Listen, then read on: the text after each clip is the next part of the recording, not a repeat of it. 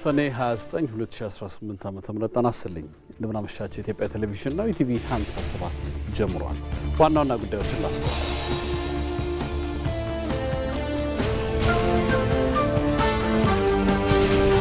አረንጓዴ አሻራ መርሃ ግብር የአፈር ለምነትን በመጨመር ለምግብ ሉዓላዊነት ማረጋገጥ ምክንያት እየሆነ ነው።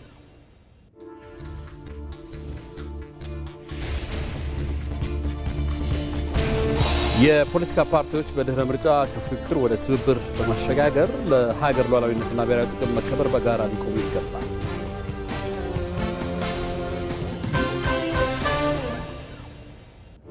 የእስራኤሉ ጠቅላይ ሚኒስትር ቤንያሚን ኔታንያሁ ከኢራን ጦርነት ማግስት ከአሜሪካ ፕሬዝዳንት ዶናልድ ትራምፕ ጋር በአስቸኳይ ለመገናኘት እየሰሩ መሆኑ ታወቀ። የሚሉት ዋና ዋናዎቹ ናቸው።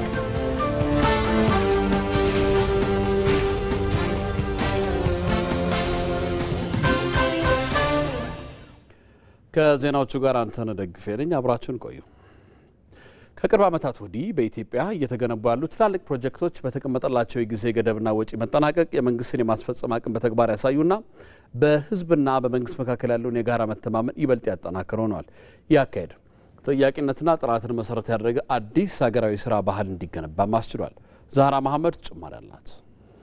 የአንድ መንግስት እውነተኛ ተቀባይነትና ህጋዊነት ከሚመዘንባቸው ጉዳዮች መካከል የህዝብን የዕለት ተዕለት ህይወት የሚቀይሩ የልማት ፕሮጀክቶችን በተግባር መሬት ላይ ማውረድና ቃል የገባቸውን አገልግሎቶች በብቃት በመስጠት ላይ ትኩረት ሲያደርግ ነው። በወረቀት ላይ የሰፈሩ ያማሩ እቅዶች ብቻ የህዝብን የልማት ፍላጎት ሊመልሱ አይችሉም። በማደግ ላይ ባሉ ሀገራት የመንግስት ተቀባይነት የሚለካው በተግባር በተገኙ ውጤቶች በመሆኑ እንደ መንገድ፣ የጤናና የትምህርት ተቋማት ያሉ መሰረተ ልማቶች የመንግስትን ቃል ወደ ተግባር የሚቀይሩና በህዝብና በመንግስት መካከል እንደ ጠንካራ የቃል ኪዳን ድልድይ የሚያገለግሉ ዋና መሳሪያዎች ናቸው።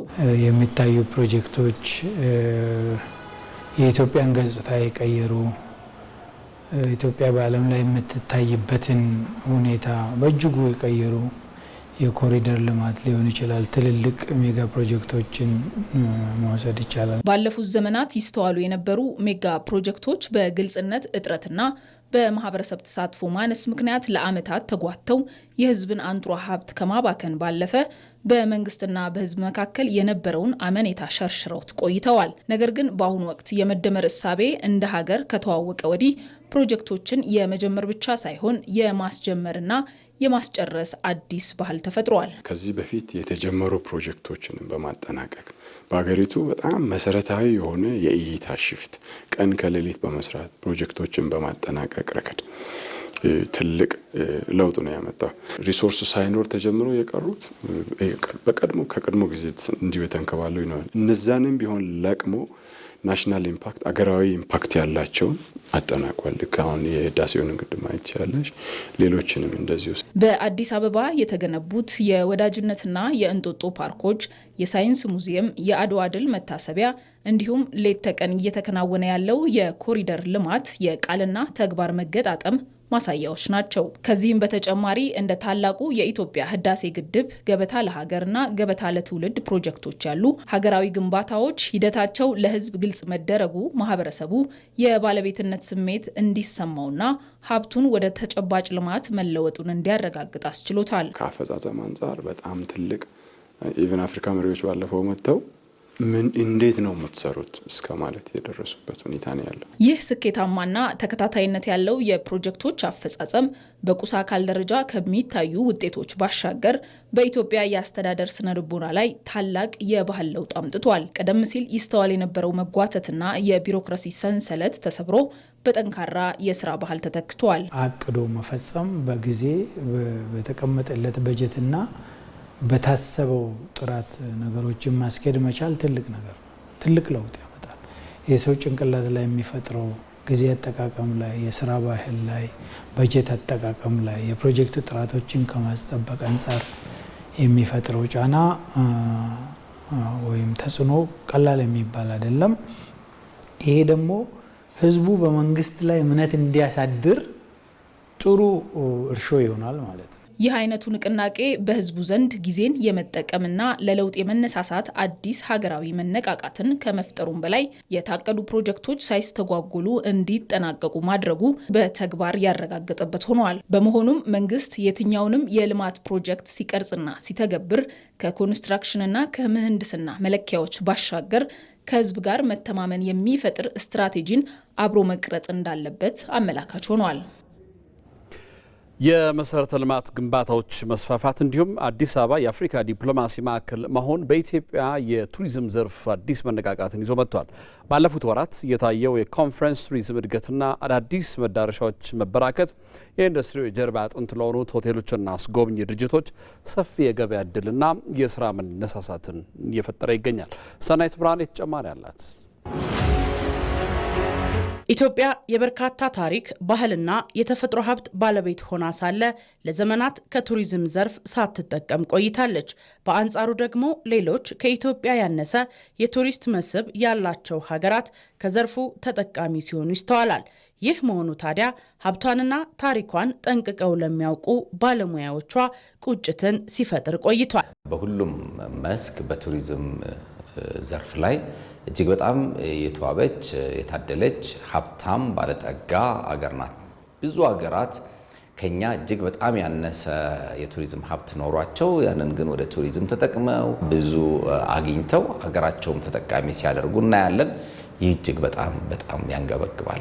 የታሪክ የተፈጥሮና የባህል ሀብታም የሆነችው ኢትዮጵያ ቅርሶቿን እያደሰች የቱሪዝም መሰረተ ልማቶችን እያሰፋች እንዲሁም ደግሞ በኮሪደር ልማት ከተሞችን እያስዋበች የቱሪዝም ዘርፏን ካንቀላፋበት ቀስቅሰዋለች። ቱሪዝም በሁሉም የኢኮኖሚ ዘርፍ ውስጥ ሕይወትን የሚዘራ የልማት አንቀሳቃሽ ሞተር ነው። የዚህ ዘርፍ መነቃቃት ታዲያ ከትልልቅ አገልግሎት ሰጪ ተቋማት እስከ ባህላዊ ዕቃ አዘጋጅታ ለቱሪስት የምትሸጠው ሴት ድረስ ተጠቃሚ የሚያደርግ ነው። ሰላም፣ እንዴት ነሽ? ደህና ነሽ? እግዚአብሔር ይመስገን ደህና ነኝ። እግዚአብሔር ይመስገን። እሺ፣ ሰናይት ገብሩ እባላለሁ። እና ያው እንደዚህ የባህል ዕቃ ነው የምሸጠው። በጣም ደስ የሚል የስራ እድል ነው የፈጠረልን። እግዚአብሔር ይመስገን። አሁን በጣም ጥሩ ነው ያለው።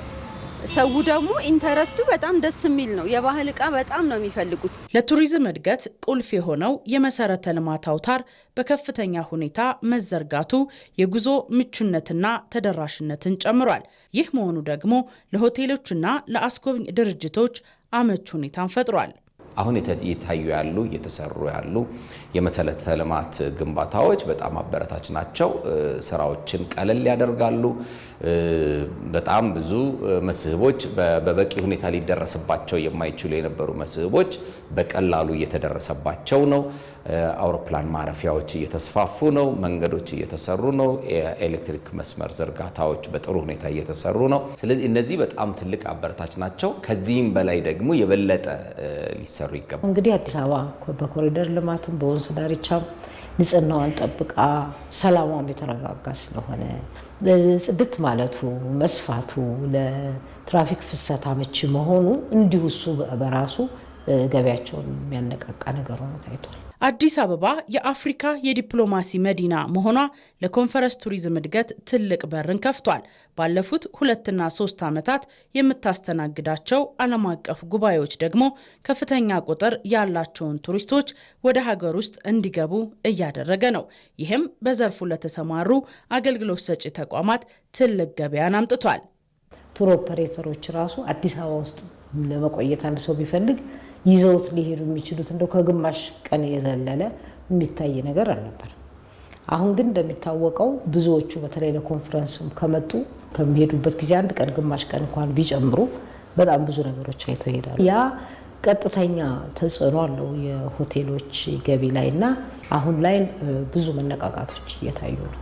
እነዚህን ስራዎች ለማስቀጠል የተሻሉ ነገሮች የተሻሉ እድሎች እየተፈጠሩ ነው። ከመንግስት በኩል ትኩረት መሰጠቱና እየተደረጉ ያሉ የተለያዩ ድጋፎች እጅግ በጣም ትልቅ ማበረታቻዎች ናቸው። ከዚህም በተጨማሪ ደግሞ በጠቅላይ ሚኒስትር ደረጃ ትኩረት ተደርጎበት በተደጋጋሚ ቱሪዝም አጀንዳ እየሆነበት ያለው ሁኔታ ስላለ ይሄ ለቱር ኦፐሬተሮች ለቱሪዝም ባለሙያዎች በአጠቃላይ ትልቅ ድጋፍን ያደርጋል። የቱሪዝም ዘርፉ መነቃቃት የኢትዮጵያን ገጽታ ለመገንባት ትልቅ አቅም አለው። የቱሪዝም ዘርፉ አሁን ያለውን መነቃቃት ዘላቂነት ማስቀጠል ደግሞ ለሀገራዊ ኢኮኖሚ የሚያበረክተው አስተዋጽኦ ወደ ላቀ ደረጃ እንዲሸጋገር የሚያደርግ ነው። አረንጓዴ አሻራ መርሃ ግብር የአፈር ለምነትን በመጨመር ለምግብ ሉዓላዊነት መረጋገጥ ምክንያት የሆነ ነው። የአረንጓዴ አሻራ መርሃ ግብር ከመጀመሩ በፊት በሄክታር ከ130 ቶን በላይ አፈር ይሸረሸር ነበር። መርሃ ግብሩ ከተጀመረ በኋላ እንደ ሀገር የሚሸረሸረው አፈር መጠን በሄክታር ወደ 54 ቶን ዝቅ ብሏል። ተስፋዬ ጫኔ ተጨማሪ አለው። ኢትዮጵያ የደን መራቆት ሰለባ ከመሆኑ አስቀድሞ ከተፈጥሮ ጋር የተስማማ ቅንጅት እንደነበራትና ሰፊ የደን ሽፋን ባለቤት እንደነበረችም ታሪካዊ ሰነዶች ያስረዳሉ። ያም ሆኖ ግን ይህ የሰውና የተፈጥሮ መስተጋብር ዘላቂ ባለመሆኑ ምክንያት የኢትዮጵያ ተፈጥሯዊ ስነ ምህዳር አደጋ ውስጥ በመግባቱ ሀገር በበርካታ ፈተናዎች ውስጥ እንድታልፍ ምክንያት መሆኑን ከኢቲቪ ዳጉ ዝግጅት ጋር ቆይታ ያደረጉት የአረንጓዴ አሻራ ብሔራዊ ኮሚቴ የቴክኒክ ሰብሳቢው አቶ ፋነሶ መኮንን ይናገራሉ። የሰው ልጅ ተፈጥሮ ላይ በሚያደርሰው ጫና በተለያዩ ምክንያቶች የእርሻ መሬት ማስፋፋት ሊሆን ይችላል። የተለያዩ መንግስታቶች በሚያወጧቸው ፖሊሲዎች ሊሆን ይችላል። ተፈጥሮ ሀብቱ ላይ እንግዲህ የደረሰው አደጋ ቀላል የሚባል አይደለም።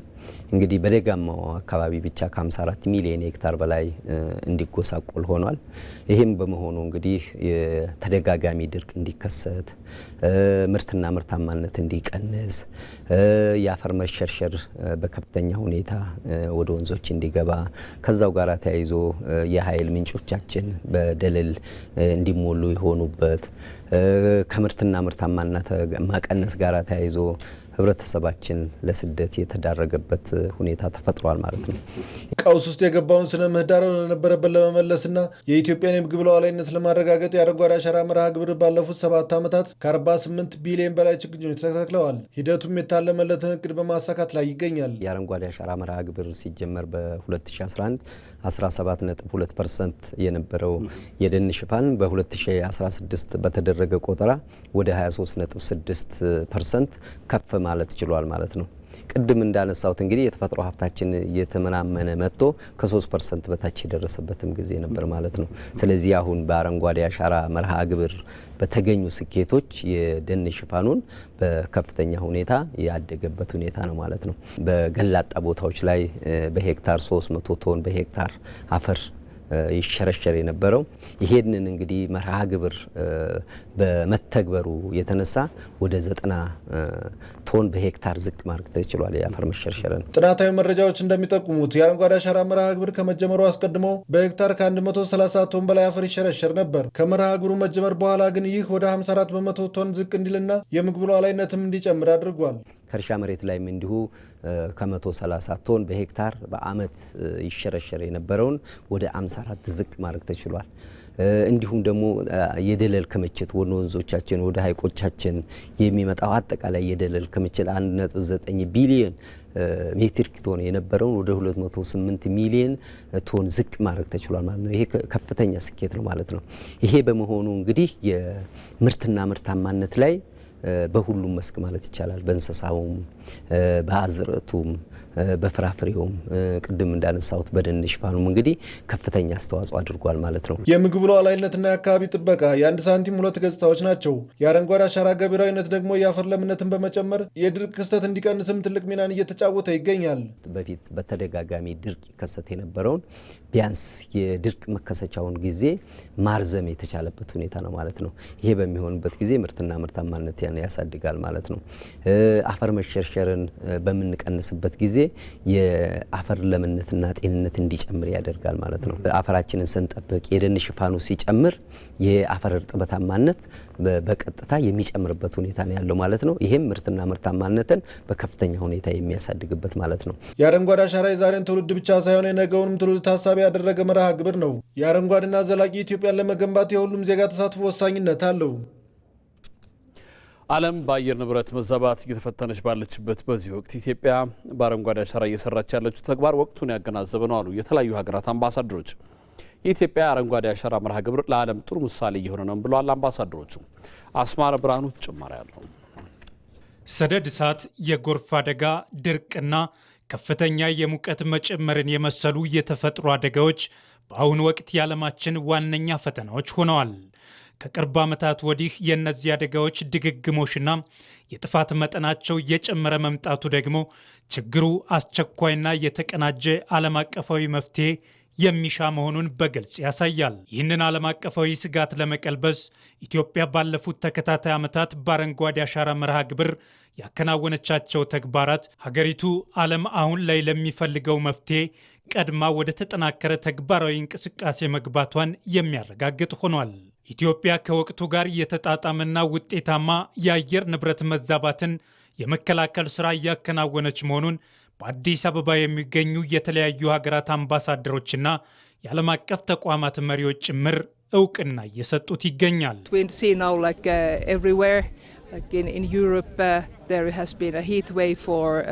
አሁን በአውሮፓና በሁሉም አካባቢዎች የከፍተኛ ሙቀት ማዕበልን እያየን ነው። ለዚህ የአየር ንብረት ለውጥ መፍትሄው ዛፎችን በመትከል የደን ሽፋንን ማሳደግ ነው።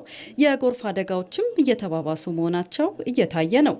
እናም ኢትዮጵያ እየሰራች ያለው የአረንጓዴ አሻራ ወቅቱን ያገናዘበና አሁን ላለንበት ዓለም አቀፍ ችግር ትልቁ መፍትሄ ነው። የአረንጓዴ አሻራ ኢኒሼቲቭ በጣም ወቅቱን ያገናዘበ ነው። ምክንያቱም ዛፍ መትከል የአየር ንብረት መዛባትን ለማሻሻል ቁልፉ ተግባር ስለሆነ የአየር ብክለት መጠንን ለመቀነስም ወሳኝ በመሆኑ የአረንጓዴ አሻራ ጊዜውን ያገናዘበ ስራ ነው።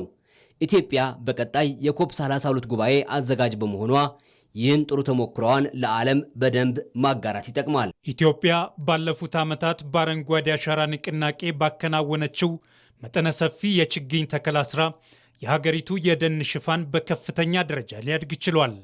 ይህ ስኬትም የአፈር ለምነትን በመጨመርና የመሬትን ውሃ የመያዝ አቅምን በማሳደግ ለግብርና ምርታማነት እድገትና ለምግብ ዋስትና መረጋገጥ ጉልህ አስተዋጽኦ እያበረከተ ይገኛል። አሁን ላይ የኢትዮጵያ የአረንጓዴ አሻራ ተሞክሮ ለአየር ንብረት ለውጥ ተጋላጭ ለሆኑ የዓለም ሀገራት አይነተኛ ምሳሌ እየሆነ መምጣቱን ዲፕሎማቶች በስፋት እያነሱ ነው።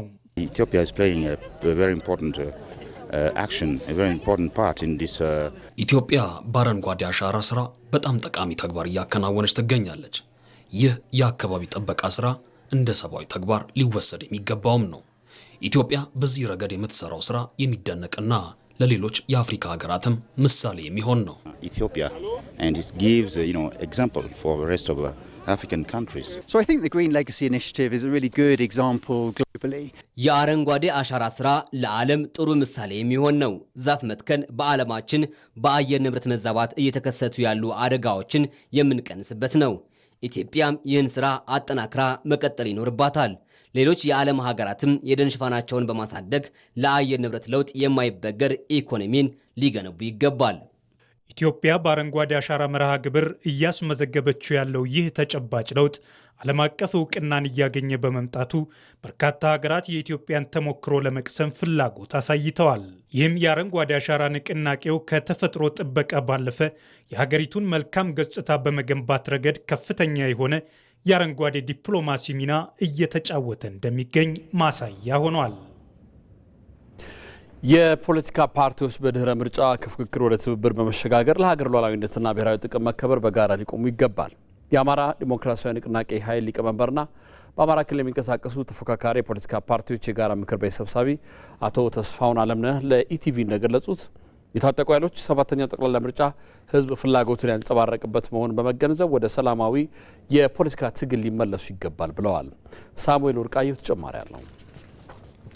በስኬት የተጠናቀቀው ሰባተኛው ጠቅላላ ምርጫ እንዲሁ በቀላሉ በህዝብ ድምፅ አሸናፊና ተሸናፊ የተለየበት ብቻ አይደለም። ይልቁንስ ኢትዮጵያውያን በአንድነት ከቆሙ ለፈተናዎች ሳይበገሩ አሸናፊ የሚሆኑበትን መድረክ ዳግም ያሳዩበት ነው። የአማራ ዲሞክራሲያዊ ኃይል ንቅናቄ አዲሃን ሊቀመንበርና በአማራ ክልል የሚንቀሳቀሱ ተፎካካሪ የፖለቲካ ፓርቲዎች የጋራ ምክር ቤት ሰብሳቢ አቶ ተስፋውን አለምነህ ሲገልጹትም ምርጫው ኢትዮጵያ መቻሏንና ማሸነፏን ለዓለም ያሳየችበት ነው። ጠላቶቻችን የለም በምርጫው የሚሳተፍ ኃይል እርምጃ እንወስዳለን እያሉ በተለይ ደግሞ በአማራ ክልል በርካታ ፍከራ፣ በርካታ ዛቻ የተካሄደ ያንን ዛቻ ከምንም ሳንቆጥር ሀገርን በማስቀደም ለሀገር ክብር በመስጠት ነገን በማየት የዲሞክራሲ ሂደቱን ለማዳበር መስዋዕትነት ከፍለን ሀገር እንደ ሀገር በሁሉም መስክ አሸናፊ እንድትሆን ያስቻለ ሀገር እንደ ሀገር መቻሏን ያሳየችበት አቅሟን ያሳየችበት ጉልበቷን ያሳየችበት አንድነቷን ያሳየችበት የዜጎች ፍላጎት የተንጸባረቀበት ህዝብ ፍላጎቱ የሆነ ፓርቲ መምረጥ ብቻ አይደለም የኛን ፓርቲ ፓርላማ ማስገባት ወይም የሆነ ፓርቲ ክልል ምክር ቤት ማስገባት ብቻ አይደለም ህዝብ ሰላምን እንደመረጠ ያሳየበት ህዝብ ልማትን እንደመረጠ ያሳየበት ህዝብ በተገዩ መንገድ ፍላጎቱን ያንጸባረቀበት ምርጫ ነው። ምርጫው ከባለፉት የኢትዮጵያ የምርጫ ጊዜያት በተሻለ መልኩ የተፎካካሪ የፖለቲካ ፓርቲዎች ተሳትፎና የዲሞክራሲ ልምምዱም ታይቶበታል። በርካታ የፖለቲካ ፓርቲዎች የክልልም የፌዴራል የፓርላማ መቀመጫ ያገኙበት ነው። የዲሞክራሲ ሂደቱም የተሻለ የሚባል ነው። እንደ አዲሃን ብትወስድ ከገዢው ፓርቲ ቀጥለን በክልል ምክር ቤት ከፍተኛ ቁጥር ያለው ተመራጮችን አስገብተናል። በፓርላማም አስገብተናል። ይህ ማለት ትናንት መሳሪያ አንስተን ሁሉም ነገር ጨለማና ዝግ በሆነበት ሰዓት ስናራምድ የነበረውን የዲሞክራሲ ናፍቆታችን የዲሞክራሲ ፍላጎታችንን ዛሬ በውይይት በንግግር በመቻቻል ወደ ዲሞክራሲ መምጣታችን ያሳየንበት ሀገራችን እንደ ሀገር እንድትቀጥል የራሳችን አስተዋጽኦ ያደረግንበት ነው። እነዚህ በህዝብ ድምጽ የተገኙ መቀመጫዎችን የህዝብን ድምጽ ለማንጸባረቅ እንጠቀምባቸዋለን የሚሉት አቶ ተስፋውን ሀገር ለአንድ ፓርቲ ወይንም ለገዢው ፓርቲ ብቻ የምትጣል አይደለችምና የፖለቲካ ፓርቲዎች ከፉክክር ወደ ትብብር በመሸጋገር ለሀገር ብልጽግና እድገትና ሰላም እንዲሁም ለብሔራዊ ጥቅሞቻችንና በሌሎችም አንድ በሚያደርጉን ጉዳዮች በጋራ ልንሰራ ይገባል ሲሉም ጠቁመዋል። ፖለቲካ በባህሪው ትናንት ላይ ተቸክሎ ቅራኔዎችን ማጦዝ ብቻ ሳይሆን ቅራኔዎችን ፈቶ ወደፊት ህዝብ የተሻለ ተስፋ እንዲኖረው ህዝብ ስለ ልማት ስለ ሰላም እንዲያስብ ዲሞክራሲን በተግባር እንዲተረጉም የሚያስችል ስለሆነ ያንን የፖለቲካ ስራ የምንሰራ ነው የሚሆነው። በሚያግባባን ጉዳዮች ላይ ወይም ደግሞ ምንም አይነት ለድር በማይቀርቡ ሀገራዊ ጉዳዮች ላይ ልክ እንዳልኩህ የብሔራዊ ጥቅምን ሀገራዊ አንድነትን የሀገር ሉዓላዊነትን ጉዳዮች ላይ ምንም ጥያቄ የለውም። ከመንግስት ጋር ወይም ከገዢው ፓርቲ ጋር አብረን እንሰራለን ያላንዳች ልዩነት። ግን የለም የፖሊሲ አማራጮቻችን ደግሞ እያዳበርና አባላቶቻችን እያፈራን እያነቃን እያደራጀን ወደፊት ምን ቀጥል ነው የሚሆነው። የሀገር ፍቅር የሚገለጸው የሀገር ሉዓላዊነትና ብሔራዊ ጥቅም በማስጠበቅ የህዝብን ፍላጎት መሰረት በማድረግ የፖለቲካ ልዩነቶችን ወደ ሰላማዊ ትግል በማምጣት እንጂ የኔ ፍላጎት ተግባራዊ ካልሆነ በሚል ጠመንጃ በማንሳት አይደለም ሲሉም አስምረውበታል። ሰባተኛው ሀገራዊ ምርጫ የህዝብ ፍላጎት የተንጸባረቀበት ስለሆነ የፖለቲካ ኃይሎች የህዝብን ፍላጎት ማክበር አለባቸው። አንድ ለዲሞክራሲ ታገላለሁ የሚል የፖለቲካ ኃይል የህዝብ ፍላጎትን ካላከበረ ከሽፏል፣ ወድቋል። የከሸፈ የወደቀ የፖለቲካ ኃይል ደግሞ አሸናፊ ሊሆን አይችልም። ስለዚህ የሀገርን ሀብት የሀገርን ጊዜ የህዝብን ሰላምና ደህንነት መንሳት ነው የሚሆነው። ይሄ ደግሞ በታሪክም ተጠያቂ ነው የሚያደርገው። ስለዚህ ወደ ሰላማዊ ድርድር ውይይት መምጣት ተገቢ ነው። በሰባተኛው ጠቅላላ ምርጫ ብልጽግና ፓርቲ አብላጫ መቀመጫዎችን በማግኘት ማሸነፉ የሚታወስ ነው። የውጭ ዜና። የእስራኤሉ ጠቅላይ ሚኒስትር ቤንያሚን ኔታንያሁ ከኢራን ጦርነት ማግስት በአሜሪካው ፕሬዚዳንት ዶናልድ ትራምፕና በዋይት ሀውስ ባለስልጣናት ዘንድ የገጠማቸውን ከፍተኛ የመተማመን መሸርሸር ለመጠገንና በመጪው ሀገራዊ ምርጫ ራሳቸውን መልሶ ለማደራጀት ከፕሬዚዳንቱ ጋር በአስቸኳይ ለመገናኘት እየሰሩ መሆኑ ታወቀ። ይህ ውይይት እስራኤል የኢራን የዩራኒየም ክምችት ከሀገሪቱ ግዛት ሙሉ በሙሉ ተጠቃሎ እንዲወጣ የሚለውን ጨምሮ የማይታለፉ ቀይ መስመሮቿን ለማስመር ጭምር ያለመ ነው። ሰለሞን ገዳ ጭማሪ ያለው። የእስራኤል ጠቅላይ ሚኒስትር ቤንያሚን ኔታንያሁ ከቅርብ ጊዜ ወዲህ በአሜሪካ ፕሬዝደንት ዶናልድ ትራምፕና በዋይት ሀውስ ተጽዕኖ ፈጣሪዎች ዘንድ የገጠማቸው ከፍተኛ የእምነት መሸርሸር ለመጠገን እና በመጪው ሀገራዊ ምርጫ ራሳቸውን መልሶ ለማደራጀት ከፍተኛ ጥረት እያደረጉ ነው ተብሏል። ኔታንያሁ ይህን ስብሰባ በተቻለ ፍጥነት በዚህ ሳምንት እንዲካሄድ ቢፈልጉም የፕሬዝደንት ትራምፕ በቱርኪ በሚካሄደው የሰሜን አትላንቲክ ጦር ቃል ኪዳን ድርጅት ኔቶ መሪዎች ጉባኤ ላይ መሳተፍ ግን ቀጠሮውን ወደ ቀጣዩ ሳምንት ሊያራዝመው ይችላልም። ይህ ስብሰባ ከተሳካ ዶናልድ ትራምፕ ወደ ዋይት ሀውስ ከተመለሱ በኋላ በሁለቱ መሪዎች መካከል የሚደረገው 8ኛው ግንኙነትም ይሆናል። ነገር ግን ለኔታንያሁ የዚህ ስብሰባ ሰዓት እጅግ አሳሳቢ ነው። ይህ ስብሰባ የዲፕሎማሲ ሰላምታ ሳይሆን ከኢራን ጦርነት ማግስት የተፈጠረውን የመተማመን ስብራት ለመጠገን ዋሽንግተን ከቴህራን ጋር ወደ አዲስ የሰላም ድርድር ከመግባቷ በፊት የእስራኤል የማይታለፍ ቀይ መስመሮች ለማስመርና በትራምፕ የቅርብ አማካሪዎች ዘንድ ጠቅላይ ሚኒስትሩ በተጠራጣሪ አይን ማየትን ለማስቆም የታለመ ነው። ኔታንያሁ በአሁኑ ወቅት የዋይት ሀውስን በር በአስቸኳይ ለማንኳኳት የፈለጉት ትልቁ ምክንያት ደግሞ በአሜሪካና በኢራን መካከል የሚጀመረው አዲስ ቋሚ የሰላም ስምምነት ድርድር ነው። ድርድሩ ከመጀመሩ በፊት ኔታንያሁ የጋራ የእስራኤል የስለላ መረጃዎችን በትራምፕ ጠረጴዛ ላይ ለማስቀመጥና እስራኤል የምትፈልጋቸውን አቋሞች ለማስገደድ ይሻሉም ተብሏል። እስራኤል አሜሪካ ከኢራን ጋር በምታደርገው ድርድር ላይ የተወሰኑ ጥብቅ መስፈርቶች እንድታስቀምጥም ተወተውታለች ነው የተባለው። የመጀመሪያው አሜሪካ የኢራን የኒውክሌር ማበልጸግ መጠን ለመቀነስ የምትከተለውን ለስላሳ አቋም እስራኤል በጽኑ ትቃወማለች። በእስራኤል እምነት ማንኛውም ስምምነት የኢራንን የበለጸገ ዩራኒየም ክምችት ከሀገሪቱ ግዛት ሙሉ በሙሉ ጠቅሎ እንዲወጣ ማስገደድ አለበት። የባሊስቲክ ሚሳይልን በተመለከተም ማናቸውም ስምምነት የኢራንን የሩቅ ተወንጫፊ ሚሳይል ፕሮግራምና በመካከለኛው ምስራቅ ያላትን ታጣቂ ኃይሎች እንደ ሂዝቦላና ሐማስ ያሉትን ፋይናንስ ማድረግ እንድታቆም ማስገደድ አለበት የሚል ነው። እናም ኔታንያሁ ከትራምፕ ጋር በሚያደርጉት ስብሰባ ላይ ከኢራን በተጨማሪ 4 ትላልቅ ቀጠናዊ ፋይሎችን ይዘውም ይቀርባሉ ተብሏል። እስራኤል በሊባኖስ ድንበር አቅራቢያ ከያዘችው የደህንነት ቀጠና እንድትወጣ ዓለም አቀፉ ማህበረሰብ የሚሰነዝርባትን ጫና አሜሪካ እንድትመከትላት መፈለጓ የመጀመሪያው ሲሆን የጋዛ መልሶ ግንባታ ከመጀመሩ በፊት ቀጠናው ሙሉ በሙሉ ከወታደራዊ ትጥቅ ነጻ መሆንና የሐማስ መዋቅር ሙሉ በሙሉ መፍረስ እንዳለበት ኔታንያሁ ይከራከራሉ። አሜሪካ ዘመናዊ የሆኑትን ኤፍ-35 ተዋጊ ጀቶችን ለቱርኪ ለመስጠት የምታደርገው ማናቸውን እንቅስቃሴ እስራኤል በጽኑ ትቃወማለች። የሶሪያ ጉዳይም ሌላኛው ነው። አሜሪካውያን በእስራኤልና በደማስቆ መካከል አዲስ የሰላም ድርድር እንዲጀመር ይፈልጋሉ። ይህ ጉዳይም በስብሰባው ላይ አከራካሪ አጀንዳ ይሆናልም ተብሏል። ኔታንያሁ ከሊባኖስ መንግስት ጋር የተደረገው ስምምነት በኋላ ተጨማሪ የአረብ ሀገራት አዲስ ዲፕሎማሲያዊ ግንኙነት ለመመስረት ይህንንም ከትራምፕ ጋር በጋራ ለመስራት እንደሚፈልጉ ማሳያ ተደርጓል። ከዚህም በተጨማሪ ሁለቱ መሪዎች አዲስ የወታደራዊ ደህንነት ስምምነት ማዕቀፍ ላይም ይወያያሉ ተብሏል። በዚህ አዲስ አሰራር መሰረት ወደ ጋራ መከላከያ ትብብር የሚቀየር ሲሆን እስራኤል ከአሜሪካ የገንዘብ እርዳታ ከመጠበቅ ይልቅ የራሷን የላቁ ቴክኖሎጂና የደህንነት ውጤቶች ለጋራ መከላከያ የምታበረከትበትን አዲስ የትጋት ሞዴል ይፈጠራልም ተብሏል። እናም ለቤንያሚን ኔታንያሁ የዋይት ሀውስ ጉዞ በትራምፕ ድጋፍ ተጠቅመው ምርጫውን ለማሸነፍ እንደሚችሉ ትልቅ ውርርድ ይዘዋልም ነው የተባለው። ፕሬዚደንት ዶናልድ ትራምፕ በበኩላቸው የእስራኤልን የውስጥ ፖለቲካ በንቃት እየተከታተሉ ነው። ኔታንያሁ ምርጫውን ማሸነፍ አይችሉም የሚል ድምዳሜ ላይ ከደረሱ ራሳቸውን ከኔታንያሁ ሊያርቁ ይችላሉም ተብሏል። ኢቲቪ 57 ይቀጥላል። በተከታታይ የቢዝነስና ስፖርት ጉዳዮች ወደ እናንተ ይደርሳሉ። 2 ሰዓት ላይ ከኔ ጋር መልሰን እንገናኛለን። አብራችሁን ቆዩ።